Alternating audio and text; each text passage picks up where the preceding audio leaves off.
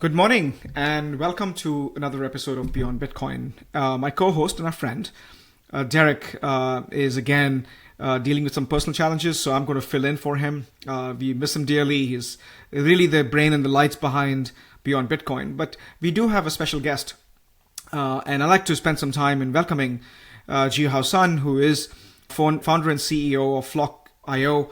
And Flock.io is interesting because close to my heart of what I think the industry is heading, both in terms of developing a new computational framework.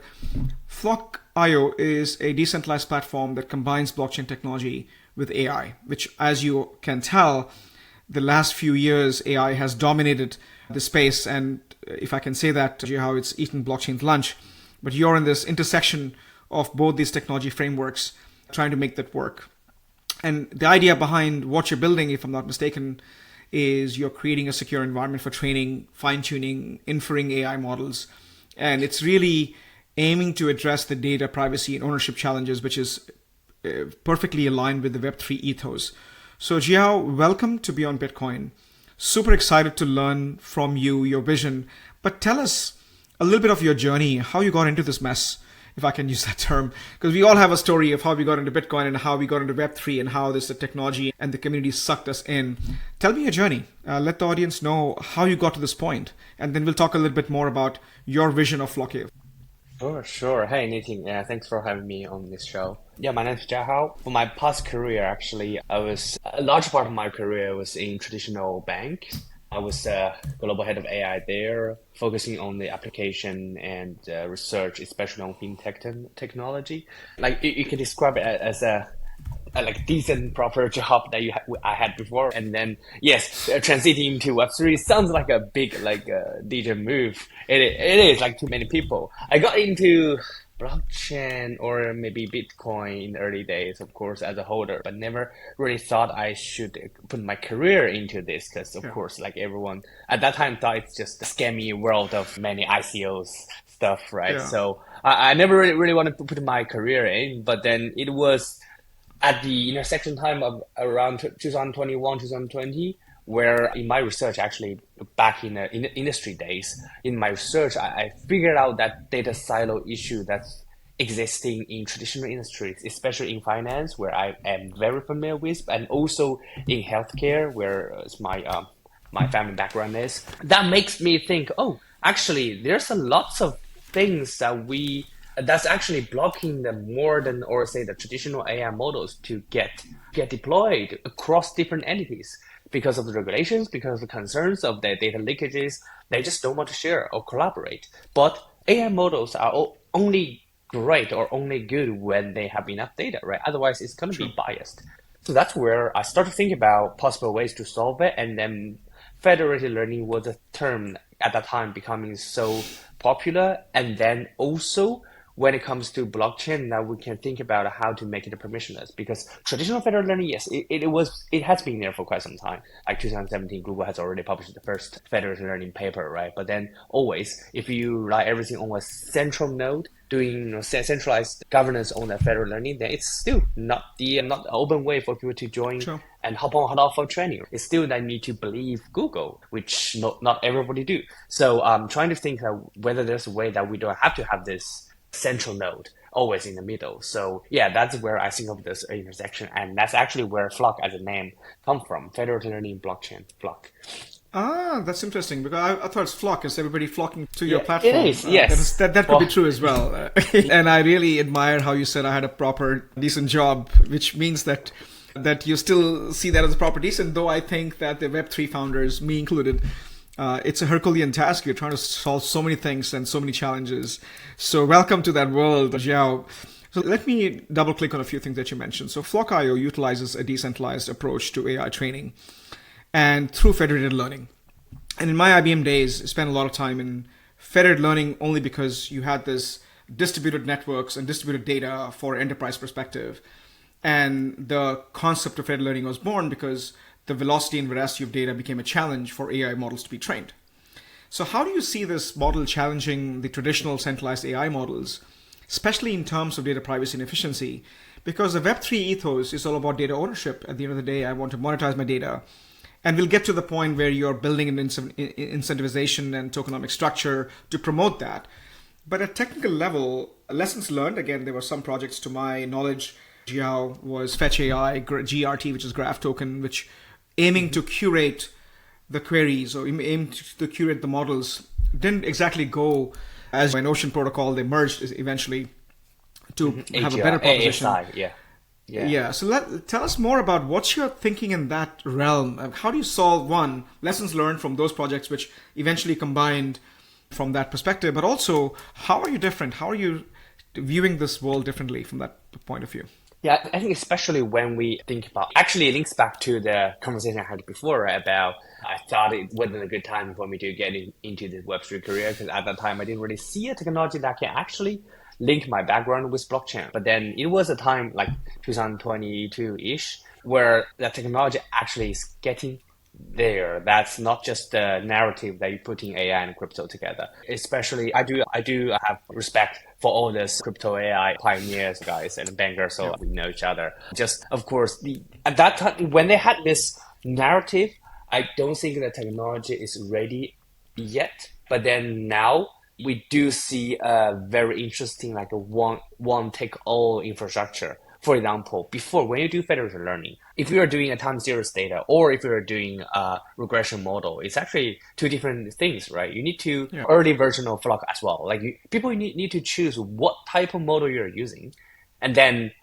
you have to align everyone with that type of model, and then you have also need to tell everyone to submit their data in the same schema because otherwise it's going to be noisy. So this is definitely not a decentralization friendly work, right? It works better for centralized ways like Google and IBM because they can just sign a contract with their vendors, say, okay, you have to submit the data in that way. But then if you're asking random people to submit their data, they would like, why? I'm not going to do that. I need to clean my data in your way. I don't even know how to clean my data. So I think the turning point is where LLM become a thing, and then LLM actually become powerful enough to actually run different type of tasks. So in our second version, when LLM comes to popular, that we actually unified all our infrastructure into LLM structure. So we don't have to ask users to provide a standardized data. We can actually just prompt the LLM to help users to clean their data right away. Yeah, so everyone can, as I mentioned, right, when you want to do something decentralized, when you want to do something to engage more people, you need to make sure the entry barrier is low enough that everyone can just hop on and hop off. Yeah, if it's a so high standard, you have to have a graphic card, you have to run that code and blah, blah, blah, and then clean your data. They just hold off everyone. So that's true. where I see, and that's a lesson learned from mining too. Like mining has become completely industrial exercise now. What used to be or intended to be a truly decentralized, they're like gravity of miners, are like typically 4 or 5 big miners, which mine the entire blockchain Bitcoin infrastructure, so to speak. So you're 100% right that you're reducing the barrier of entry, which is commendable, at least from a design thinking perspective. That you're thinking this from upfront. So whenever we talk about AI now, which is again in crypto Twitter. Again, with what's happening with Telegram, ethical AI is becoming interesting conversation where you're essentially, when I was reading research for this podcast, which I was very impressed with, because oftentimes ethics is always a bygone, like on the side conversation, but you have emphasized aligning AI objectives with public ethics, societal goals through on-chain governance, and which to me was super interesting because it's a hard nut to crack. So how do you ensure that as you build this community-driven governance models does not become fragmented or influenced by dominant players, which has happened, including the project like Ethereum. You see a massive dominant players influencing a lot of these things, which has led to the fragmentation and challenges we have now. How do you see that obtaining your objective of federal learning, incentivizing the users to come on board, and how do you maintain ensuring that you have the public ethics and societal good preserved in the project that you're working on? Cool. Yeah, that's things like every project wanted to do by design, trying to make sure that there's no single point domination. So on our design as well, like people, of course, it's a POS structure, proof of stake. People have to stake to join the training. So if they're playing evil, or if the community or the DAO governance committee is thinking this guy is actually taking the unfair advantage, that they will get slashed. So that's the mechanism that we actually used to counter the possibilities of a single point risk. Let's say I wouldn't say that's a failure. It's probably a risk, right, for people Yeah. who actually have True. super domination power over it to avoid things like Google's Gemini had in the early days when they launched their first version, right? It's also a good thing that every token holder or every community member, when they join the training, when they join one of the model development, they have a say in the final verification whether this model is a go or not, right? So they can always join into the whole progress of the AI model progression to say finally, okay, if this is a good loss function that we can align with our value or not. So it's, yeah, end of the day, I think the good thing for blockchain is it's a way for people to actually headlessly govern or gather together to govern one single thing towards a one single direction that everyone actually agrees on. So that's the beauty of it. Got it. No, that's fair. So let's jump into incentivization tokenomics. As you were discussing earlier, your platform rewards users for contributing data, compute power, and feedback, of course. How do you structure the incentives to ensure long-term engagement and continuous improvement of AI models for Flock IO? And I'm sorry, I keep thinking Flock AI, because you have a company, but most of the AI companies have a Flock AI domain name, but Yeah, your sorry, Flock I need to IO. buy that one. No, you need to buy that one too, Yeah. of course. So tell us more about tokenomics incentivization, and I think you briefly touched upon that in response to the ethical AI development constructs. And that to Yeah. me, oftentimes the challenge that even the notable projects like Eigenlayer as was in massive hot water in the past few weeks when they came with this big bang and eventually they fizzled out in terms of either ill-designed tokenomic structures or initial engagement, airdrops, and people will harvest the airdrops and eventually liquidate and move on to the next project. How do you provide the Yeah. stickiness through your tokenomic structure? I'd love to understand that. I think you had a different perspective on this than a traditional Joe Schmo project that simply wanted to shield their tokens, essentially, if I can use that term. Yeah, I think for us, because we are for the whole AI architecture, right? There are people providing GPUs, data structures, right? There are people providing training frameworks like us, and there are people providing application layers. So yeah, we have a quite a good demand side from applications. There's lots of interesting applications running on this.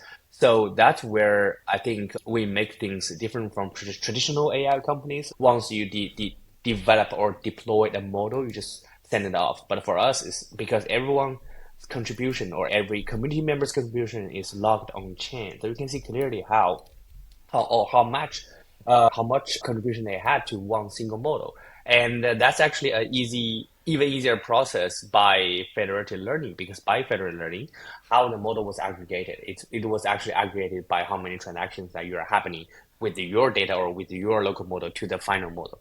For example, I had three transactions, and then Yeah. the whole model converged after 100 transactions. So I always get 3%. That's like a fair number on chain. And then when we deploy this model over to our demand side, they'll run the model, and then that model will earn from their own end users. That's what we call our own protocol revenue. And that revenue Got will it. spread across the network for everyone who actually had provided or contributed before. So that's how we create this stickiness to our Got it. ecosystem. And so is it then fair to assume that with your tokenomic structure, you have a certain fixed amount, and one way for you to maintain stickiness from the contributors, which is the data, the compute power, and the people who are providing feedback, is to ensure that they're staking their assets with that and earning returns because the utility of their content, whether it's data or compute power. Is that how you're viewing this tokenomic structure Yeah, from yeah, an end user engagement perspective? So let me help you basically. understand this because I do have an AI background, spend a lot. Generally, there are like 5 steps in AI. One is data collection and processing. So you cleanse the data, you normalize the data. There's a lot of noise, as you mentioned in your early on discussion. Bless you. And so from that point of view, uh, you're relying on the end user using LLM models to be interactive for them to clean their data and provide data in certain formats. So you're using technology to at the front end itself before you accept data into the model. Is that the right way to think about this in the very first step? If you, yeah, yeah, there are actually Got it. many interesting ways to help formalize the data, either clean them by prompt or using RAG or Yeah. using our other data, we will call them data layer friends who actually will get data. That's their niche, right? So we Got don't it. actually limit how the data was contributed, but we do have our collaborators who actually have even interesting ways in terms of decentralized data contribution.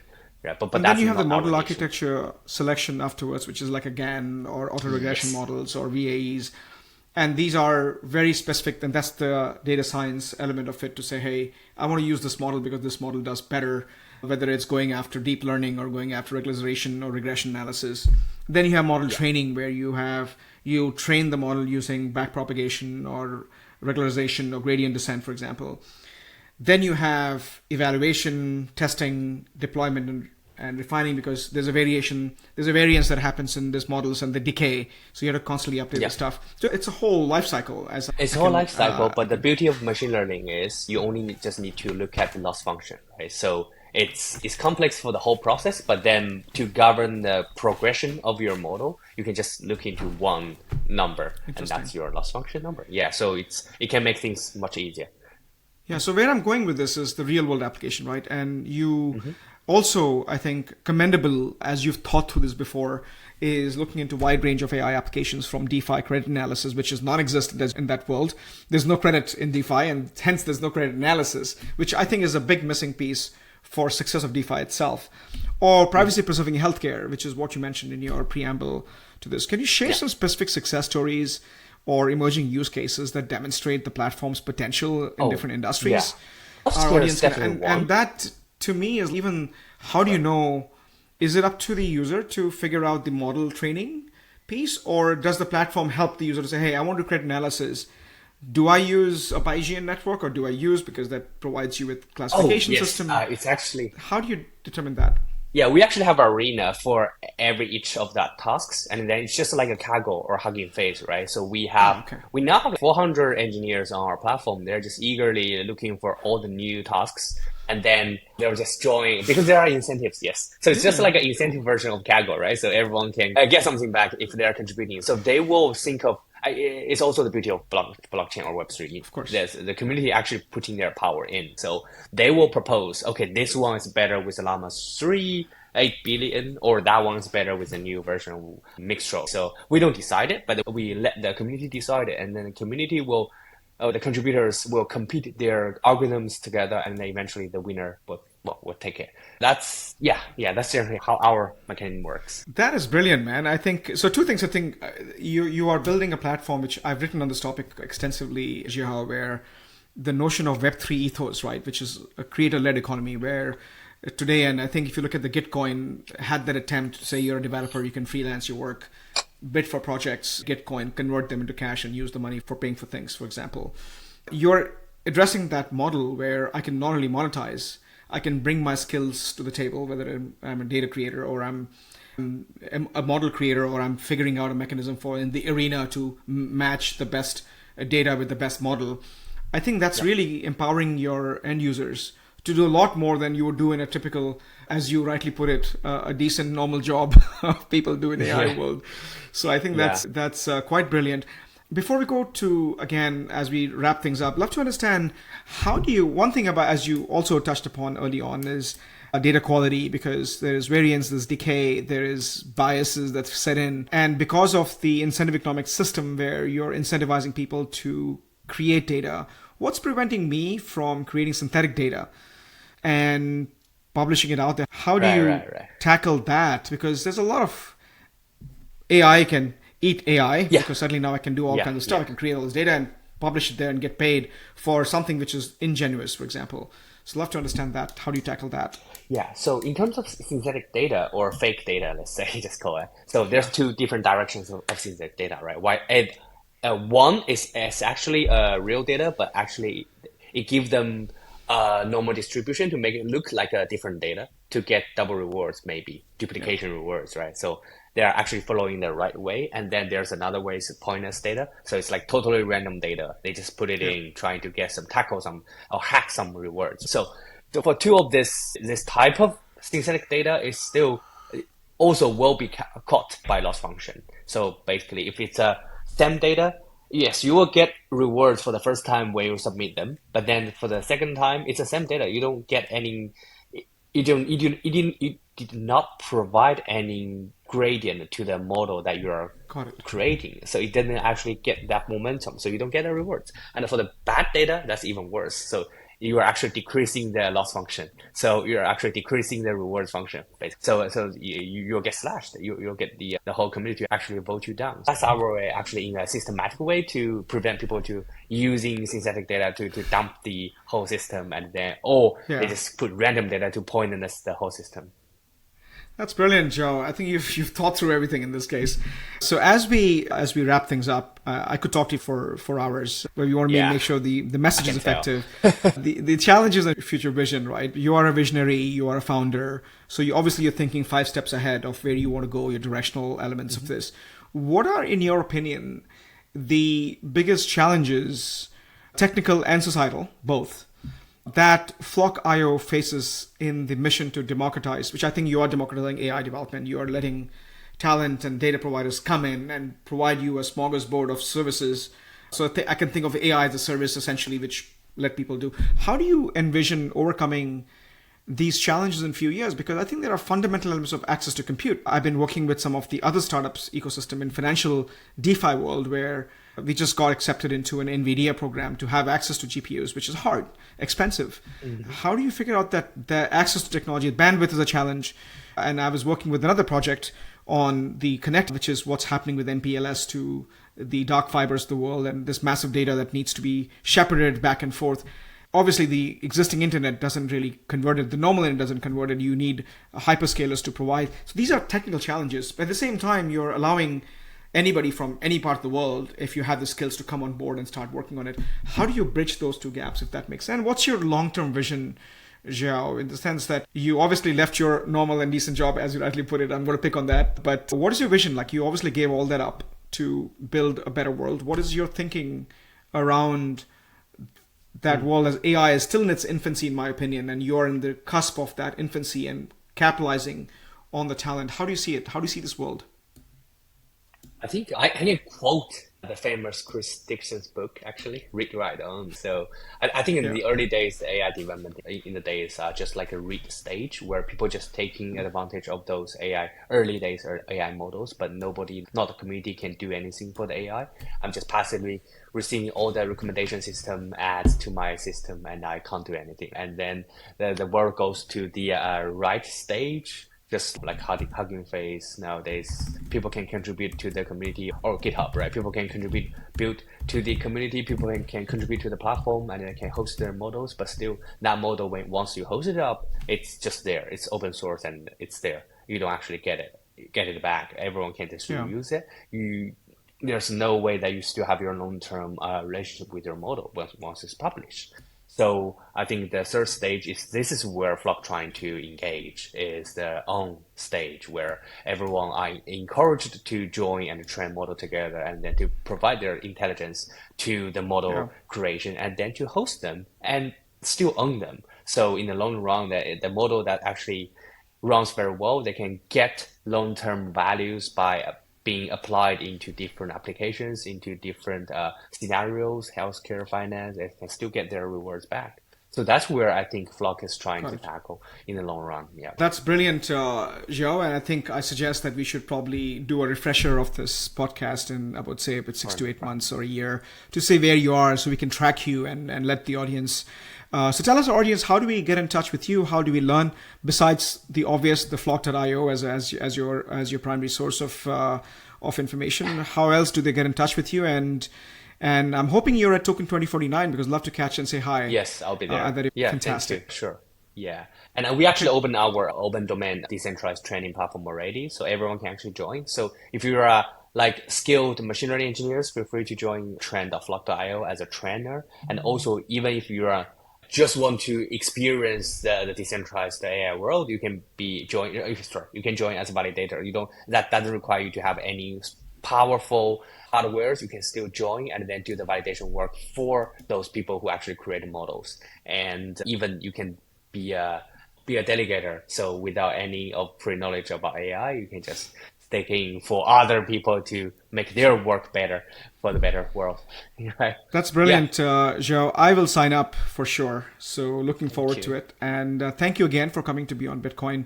Looking forward to hanging with you at Token 2049. I'm sure run into you. I will reach out to you, and I guess I'll see you there. Thanks again. And you have a great day ahead of Thank you. you. And we'll keep an eye on you. We'll see you in 6 months back on the show. Yeah, you too. Take care. Thank you, Nitin. Bye. Take Bye. care. We hope you enjoyed our weekly conversation. If you have any questions, comments, or suggested topics, please contact Nitin Gaur or myself on the emails displayed here or via our LinkedIn profiles. Feel free to subscribe and share with like-minded friends. Stay well, inquisitive, and engaged. See you next week.